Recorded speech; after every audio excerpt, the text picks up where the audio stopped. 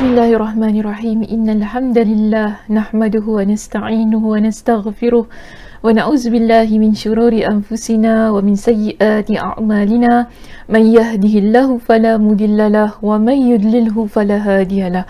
Wa asyhadu an la ilaha illallah wahdahu la syarika lahu wa asyhadu anna Muhammadan 'abduhu wa rasuluhu. Amma ba'd. Rabbi shrah li sadri wa yassir li amri wahlul 'uqdatam min lisani yafqahu qawli. Rabbi zidni ilma warzuqni fahma.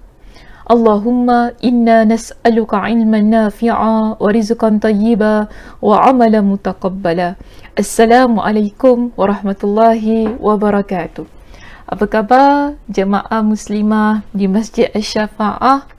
Sihat semuanya? InsyaAllah ya, sihat semuanya pada hari ini. Jadi hari ini bagaimana? Sudah bersedia kita untuk meneruskan perbincangan hadis kita berkenaan dengan apa? Janji setia kaum wanita di hadapan Nabi sallallahu alaihi wasallam. Minggu lepas kita bincang tentang apa, muslimah?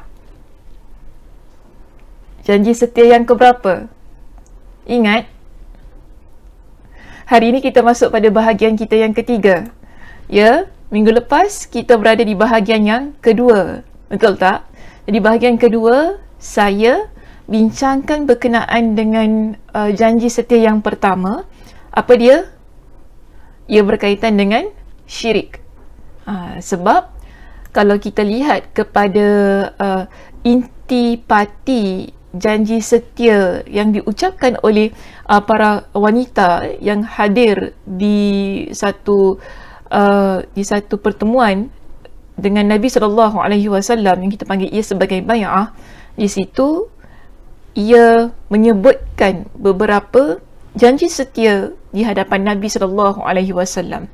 Okey, jadi hari ini kalau kita nak lihat semula lah ya, apakah hadis yang menjadi perbincangan kita, bimbang-bimbang, ada pula antara kita yang lupa. Maklumlah kita ni susah juga kadang-kadang kan, minggu-minggu belajar tapi tak ingat hari tu bincang tentang apa kan. Okey, baik, so kalau tak ingat, saya beritahu kita berada pada halaman yang ke-45. Okey, hadis kita ialah hadis daripada Umaymah binti Ruqaiqah berkenaan dengan bai'ah wanita. Okey, berkenaan dengan bai'ah wanita. Jadi kalau sesiapa yang terlepas perbincangannya, perbincangan pertama, perbincangan kedua kan, yang membincangkan berkenaan dengan bai'ah ini, boleh rujuk pada hadis kita yang ketiga dalam kitab kita di halaman 41. Di hadis ini ialah hadis yang diriwayatkan oleh Imam An-Nasa'i. Status hadisnya adalah sahih. Okey, jadi saya harap boleh rujuk kepada video kita pada bahagian yang pertama dan yang kedua bagi mereka yang terlepas perbincangan untuk kedua-dua bahagian. Jadi hari ini kita akan masuk kepada bahagian yang ketiga, yang mana masih lagi kita membincangkan berkenaan dengan intipati perjanjian yang telah diucapkan oleh kaum wanita di hadapan Nabi SAW. Ada berapa intipati perjanjian? Okay. So, dalam hadis yang diriwayatkan oleh Imam An-Nasa'i di sini ya, muslimah, dalam kitab kita, kita dapati ada 5. Ada 5 perjanjian yang telah disebutkan oleh mereka di hadapan Nabi. Jadi pada minggu lepas Ustazah sudah bincangkan tentang yang pertama, iaitu mereka janji untuk tidak mensyirikkan Allah. Kita dah bincangkan berkenaan dengan apa itu syirik, dalil-dalil berkenaan dengan syirik kan, apakah hukum melakukan perkara-perkara yang syirik. Jadi semua itu telah kita kupas pada bahagian yang kedua. Jadi hari ini kita akan masuk pada janji yang kedua ya di sini, iaitu pada bahagian kita yang ketiga ini kita akan masuk pada yang kedua, iaitu apa dia? Yang kedua sebagaimana yang disebutkan tadi, iaitu tidak mencuri. Okey, bahagian kedua tidak mencuri. Nombor 9 tu tak perlulah. Nombor 9 tu maknanya saya berada di slide saya yang ke-9 lah sebenarnya. Okay, so nombor 9 tu tak perlu diendahkan. Dia kata, kata nombor 2, asal ada nombor 9 kat situ kadang-kadang cik ni pun. Dia tengok nanti dia confused. Okay, so satu terus terang, itu adalah nombor slide Ustazah di sini. Jadi, lihat kepada yang kedua, intipati perjanjian kita yang kedua, iaitu tidak mencuri. Okay, Muslimah. Sebelum kita pergi jauh, apakah yang dimaksudkan dengan mencuri? Mestilah Allah tahu, takkan tak tahu ni soalan pun. Kan tanya kita curi tu apa, takkan kita tak tahu pula. Betul, saya rasa semua orang tahu. Namun hari ini kita akan rujuk kepada istilah syarak. Okey, maksud mencuri daripada sudut bahasa dan istilah. Jadi daripada sudut bahasa dan istilah, ada beberapa perkara yang perlu kita fahami berkenaan dengan mencuri. Jika kita merujuk dari sudut bahasa, mencuri ialah apabila kita mengambil sesuatu dari orang lain secara sembunyi-sembunyi. Ya, bila kita ambil sesuatu dari orang lain secara sembunyi-sembunyi, iaitu tidak diketahui oleh yang memiliki benda itu, ataupun harta yang dicuri itu dia tidak tahu kita ambil barang dia. Jadi ini daripada sudut bahasa. Namun ya Muslimah, jika kita rujuk daripada sudut istilah syarak, yang mana istilah ini saya petik, sebenarnya daripada bahasa pun saya petik daripada kitab yang sama, iaitu daripada Al-Mawsu'ah Al-Fiqhiyah. Jika siapa yang boleh berbahasa Arab lah boleh baca bahasa Arab, boleh rujuk dalam kitab ini pada jilid yang ke-24 halaman 292. Baik, bila kita kata mencuri ini dia ada beberapa perkara daripada sudut istilah syarak yang perlu kita fahami. Iaitu orang yang berakal dan dia baligh. Ya, berakal dan baligh, dia mengambil sesuatu dengan kadar nisab tertentu atau nilai tertentu dalam milik orang lain. Boleh faham ya Muslimah? Maknanya ada orang yang orang ni dia berakal. Kalau kita kata dia berakal, dia tak gila, dia waras. Maksudnya begitu. Dia orang yang berakal, kemudian dia baligh. Ya, baligh. Maksudnya bukan kanak-kanak, bukan baby dan sebagainya.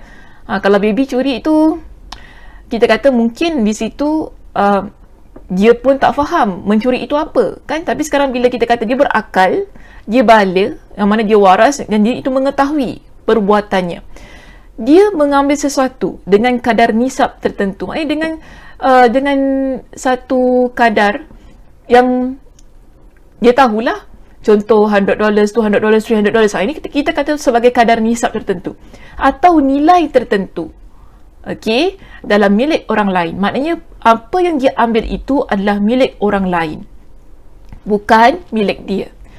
Tidak syubhat, tidak ada syubhat di dalamnya. Maksud tidak ada syubhat di dalamnya ni maknanya jelas itu adalah milik orang tersebut dan memang semua orang tahu itu adalah milik dia, kan? Baik, dan mengambilnya secara diam-diam. Tapi bagaimana cara dia ambil barang yang dimiliki oleh orang lain itu tadi? Ya, dia ambil secara diam-diam, iaitu tidak diketahui oleh si pemilik barang tadi. Ya, tidak diketahui oleh si pemilik barang itu. Jadi, kalau daripada sudut istilah syarak, itu dalam agama kita, kalau nak dikatakan mencuri, begitulah keadaannya. Okey, tetapi ada beberapa ciri juga yang perlu kita ketahui untuk kita menyandarkan satu peristiwa dengan kecurian. Jadi kalau kita kata berlaku kecurian, ia memerlukan kepada beberapa ciri untuk membuktikan ya memang betul berlaku kecurian. Jadi apakah ia?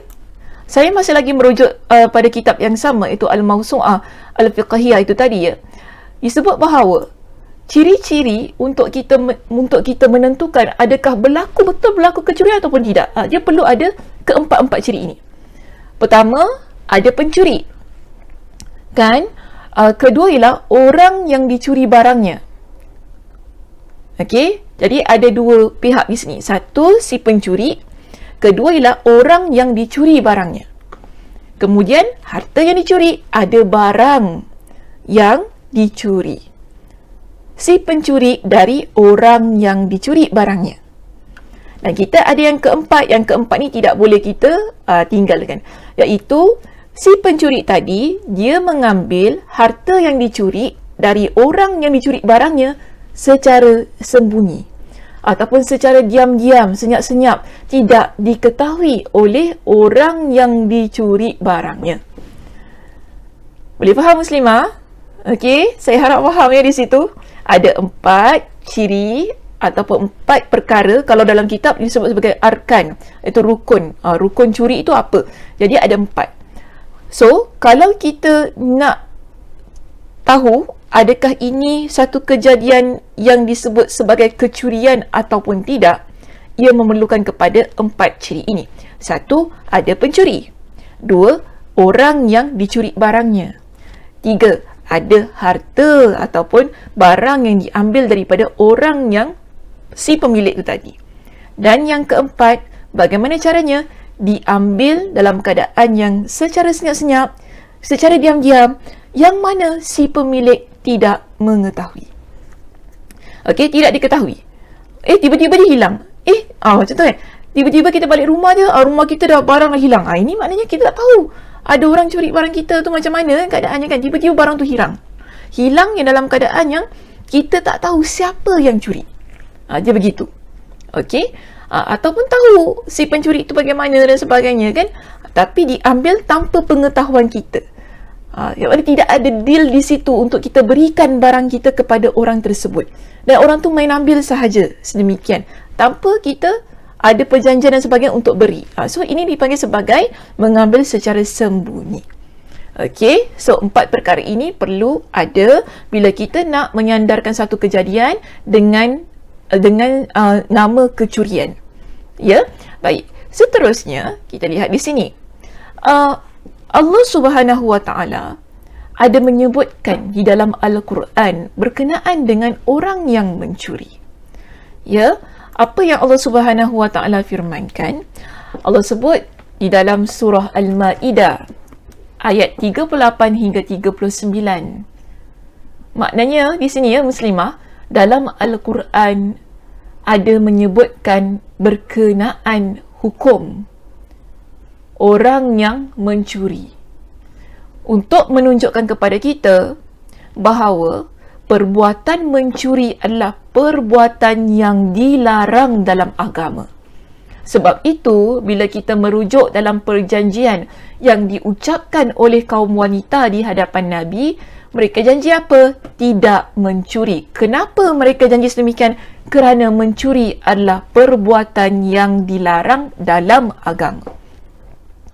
Jadi, apakah hukum untuk orang yang mencuri itu dalam agama?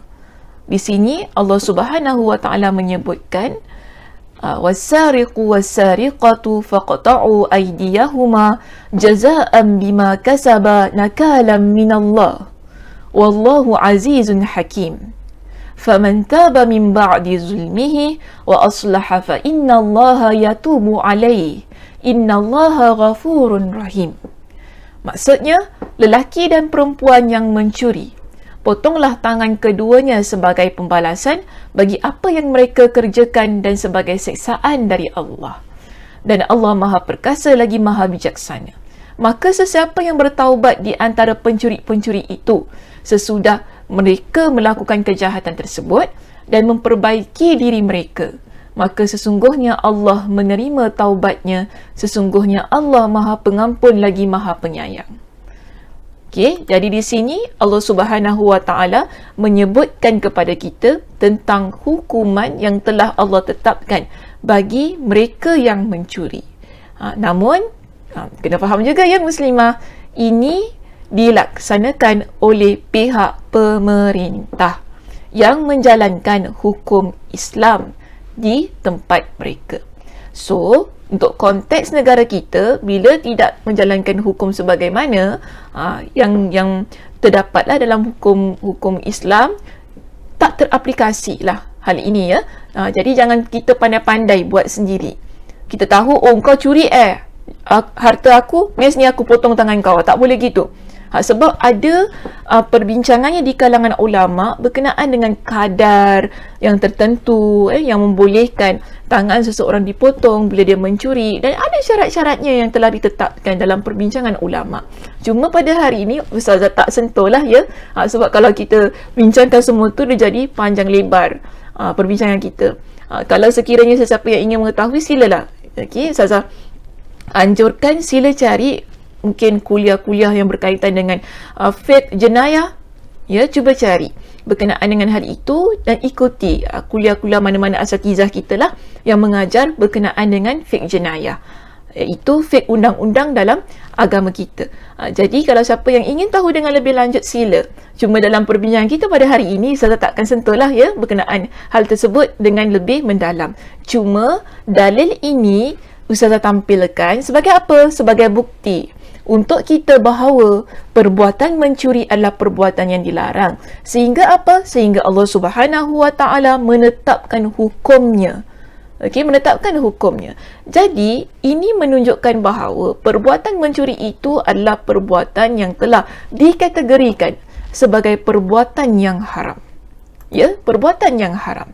Maka sebab itu, kita lihat di sini Nabi SAW mengingatkan kepada kita bahawa harta jika itu adalah milik orang lain. Ya, jika harta tersebut adalah milik orang lain, ia bukan milik kita, jangan sesekali kita ambil. Jangan sesekali kita ambil. Kerana apa? Di sini Nabi SAW berpesan kepada kita, bihasbi imri'in minasyarri ayyahqira akhahul muslim. Al-muslim kullul Allahu Akbar. Tersilap ya muslimah. Saya minta maaf, di situ saya terletak dua kali al-muslim tu ya. Jadi nanti macam mana ya? Siapa yang ikuti kuliah ini, saya dah betulkan di sini ya. Harap dengar semula bacaan hadis ini. Okey, jadi hadis itu al-muslim hanya satu sahaja. Itu saya terletak dua. Okey, baik, sekali lagi saya baca hadisnya supaya tidak keliru sebab ada kesilapan daripada sudut taipan di sini. Baik, bihasbi imri'in minasyarri ayyahqira akhahul muslim. Berhenti di situ. Kita ada dua perkataan muslim, al-muslim yang kedua itu boleh delete. Ya, terus masuk kepada kullu. Kullul muslimi 'alal muslimi haramun damuhu wa maluhu wa 'irduhu. Apa maksudnya di sini muslimah? Nabi SAW berpesan kepada kita begini. Seseorang dianggap berbuat jahat apabila dia menghina saudaranya sesama muslim.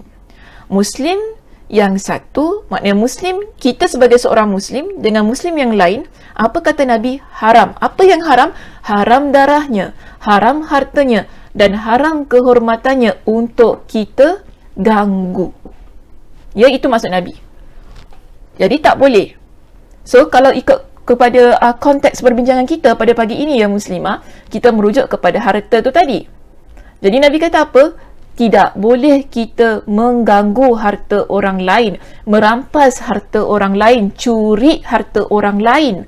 Apa hukumnya? Haram.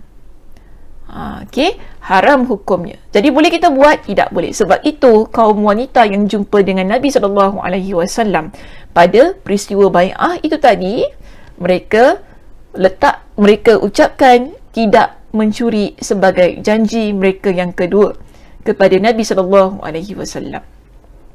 Berkenaan dengan keharaman mencuri ini juga disebutkan dalam hadis yang lain. Namun ada pengkhususan sedikit lah ya yang disebutkan dalam hadis ini, iaitu Nabi SAW ada menyebut berkenaan dengan mencuri harta jiran. Jadi kita biasa kan kadang-kadang kita pun dengar di tempat kejiranan kita berlaku kecurian dan sebagainya, namun kita pun tak tahu siapa yang curi. Mungkin orang di blok itu, mungkin orang di blok lain, tapi kalau kita kata blok lain pun maknanya itu dah dipanggil sebagai jiran jugalah kan, sebab satu tempat. Jadi di sini kalau mengikut kepada perbincangan di dalam agama kita, apakah hukum kita mencuri harta milik jiran kita? Kan yang dekat dengan kita ini. Jadi di sini Nabi SAW dalam sebuah peristiwa, Nabi ada bertanya dengan para sahabat. Apa pertanyaan Nabi? Nabi tanya begini kepada mereka. Ma taquluna fis sariqah? Sariqah ni dalam bahasa Arab ya, itu maksudnya mencuri. Jadi Nabi tanya, apa pendapat Allahu Akbar. Sekali lagi kan Ustazah ni asyik silap type, minta maaf ya. Okey, apa yang pendapat yang tu buang. Ya, apa yang pendapat tu, yang perkataan yang tu buanglah ya. Saya pun tak boleh nak tukar di sini ya, sebab memang ia sudah tertype di situ. Kalau di dalam kelas bolehlah ya, kita tukar-tukar kan, tapi sekarang ni memang dah tersiap ni, dah tersedia. So saya baca je lah ya. Jadi betulkan di sudut maksudnya di situ Nabi SAW bertanya kepada para sahabatnya, apa pendapat kalian tentang mencuri? Jadi apa yang dikatakan oleh para sahabat ketika mereka mendengar sabda Nabi SAW ataupun pertanyaan Nabi ini, mereka kata gini, Muslimah, qalu harramahallahu wa rasuluhu fahiya haramun. Mereka menjawab, Allah dan Rasulnya telah mengharamkannya, maka perbuatan mencuri itu haram. Ya, jadi Nabi SAW tanya kepada para sahabat, apa pendapat kalian berkenaan dengan mencuri? Jadi mereka kata apa? Allah dan Rasulnya mengatakan hal itu haram, maka pastilah mencuri adalah perkara yang haram. Hadis ini sekali lagi ya, bagi Ustazah, ia adalah penguat kepada menetapkan bahawa perbuatan mencuri hukumnya apa? Hukumnya haram. Kalau dirujuk kepada hadis ini jelas. Jelas poinnya, jelas perkataannya, daripada sudut pertanyaan Nabi tentang kecurian, kan, daripada sudut persoalan yang Nabi utarakan dan jawapan yang diberikan oleh para sahabat. Yang mana sahabat kata apa? Allah dan Rasulnya mengatakan ianya adalah haram. Jadi haramlah perbuatan mencuri itu. Jadi seterusnya apa kata Nabi dalam hadis ini, Muslimah? Nabi kata begini, la ayyasriqar rajulu min 'ashrati abyatin aisaru alaihi min ayyasriqa min jari. Nabi kata, seseorang lelaki yang mencuri dari 10 rumah lebih ringan dosanya daripada dia mencuri dari rumah jirannya. Hadis ini riwayat Imam Ahmad, status hadisnya adalah sahih. Maknanya begini, Muslimah, jika seseorang Nabi kata gini, dosa mencuri yang kita curi kan, bukan kita lah ya, orang lain lah ya, orang lain. Nanti kata kita tak pernah curi, betul tak pernah curi ya. Okey, bila kita curi barang ataupun orang lain lah, bila seseorang itu dia mencuri barang milik jirannya kan, Nabi kata apa? Dosa itu berat kalau nak dibandingkan dia curi di 10 rumah yang lain yang bukan jiran dia. Jadi di sini bukan kita kata curi di rumah 10 orang lain tu tak dosa, bukan gitu. Dosa tetap dosa. Tapi bila kita curi di rumah jiran kita, harta milik dia, dosanya lebih berat hukumnya. Ini adalah kenyataan yang Nabi SAW sebutkan. Jadi ya, Muslimah, kita ni hati-hati. Hati-hati kita ni kan, bimbang-bimbang kita terambil.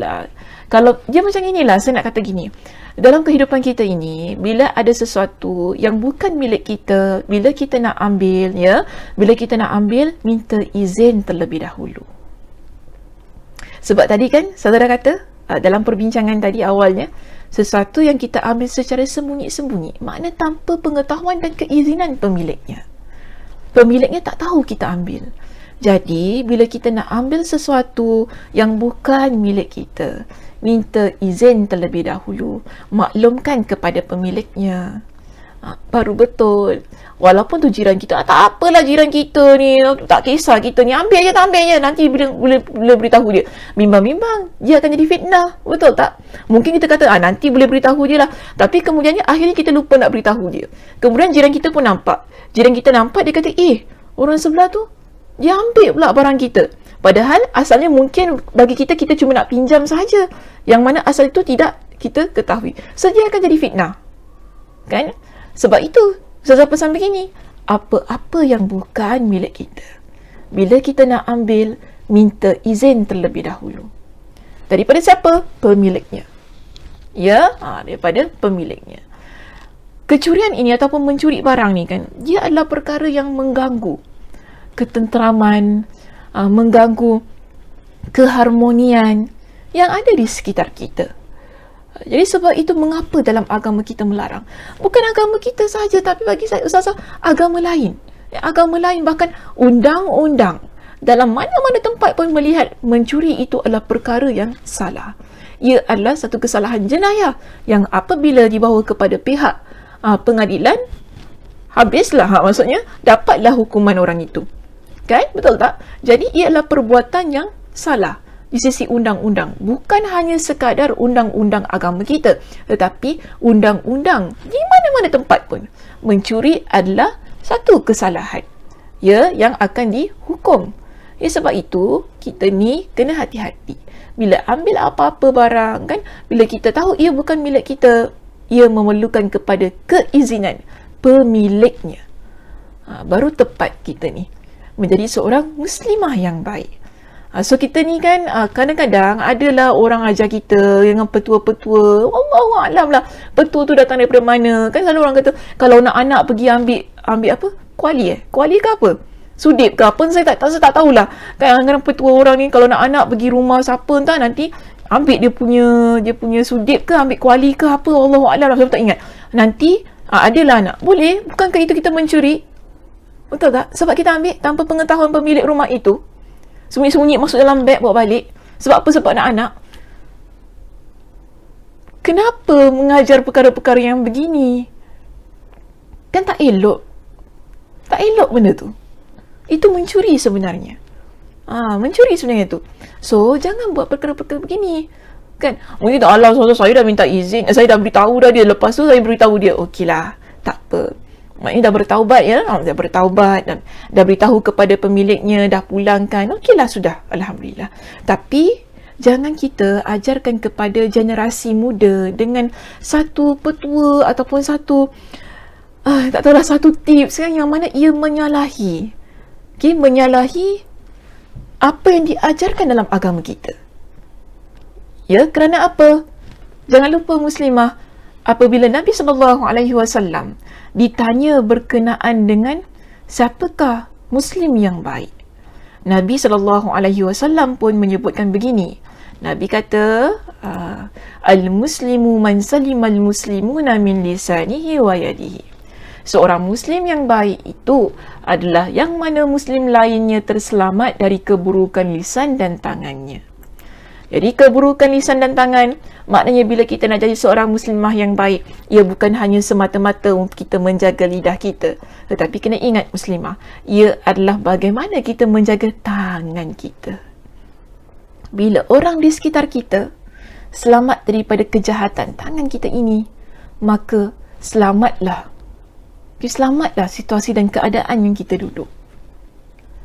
Jadi jangan kita ambil barang, sekali lagi, jangan kita ambil barang bukan milik kita dengan mengikut kepada petua-petua lah, orang kata itu, ini nanti dapat, itu nanti dapat ini. Janganlah, jangan. Ustazah bukan kata petua Melayu ni tak bagus, bukan begitu ya, tetapi mana-mana yang ia menyalahi ajaran dalam agama kita, kan, suruh ambil sesuatu tanpa pengetahuan orang lain contohnya, ia seharusnya kita sebagai seorang muslimah hindari. Dan jangan sesekali kita ajarkan hal-hal yang begini kepada orang lain. Walaupun mungkin masa kita buat jadi betul, ya, jadi betul, tapi belum tentu untuk orang lain ia jadi betul. Apa yang terjadi pada diri kita, yang mungkin kita ambil barang itu, seterusnya memang kita dapat anak, itu adalah atas keizinan dan takdir Allah Subhanahu wa ta'ala. Kita pun kalau nak berusaha ni muslimah, usahanya mestilah usaha yang halal, betul tak? Kalau usahanya adalah usaha yang haram, tak cantiklah kita ni. Okey? So itu saja perbincangan kita untuk hari ini ya Muslimah. Saya harap cukup perbincangan itu dan mudah-mudahan ianya memberi manfaat bagi kehidupan kita. Ingat ya, jangan ambil barang orang tanpa keizinan orang lain kan. Minta izin apa-apa, jangan kita sesuka hati ambil kan, nanti lepas tu jadi fitnah pula, bergaduh dan sebagainya. Tak bagus lah ya. So kalau bila nak jadi Muslimah ni, jadi Muslimah yang betul-betul. Betul-betul tu macam mana? Habis Muslimah bidik-bidik tu macam mana Ustazah? Okey, Muslimah betul-betul ni ialah yang benar, ikut apa yang diajarkan oleh agama. Okey, baik, kita jumpa pada minggu hadapan Muslimah untuk membincangkan perjanjian kita yang seterusnya, perjanjian yang telah diucapkan oleh kaum wanita di hadapan Nabi sallallahu alaihi wasallam. So, saya tutup dengan tasbih kafarah. Subhanakallahumma wa bihamdika asyhadu an la ilaha illa anta astaghfiruka wa atubu ilaik. Assalamualaikum warahmatullahi wabarakatuh.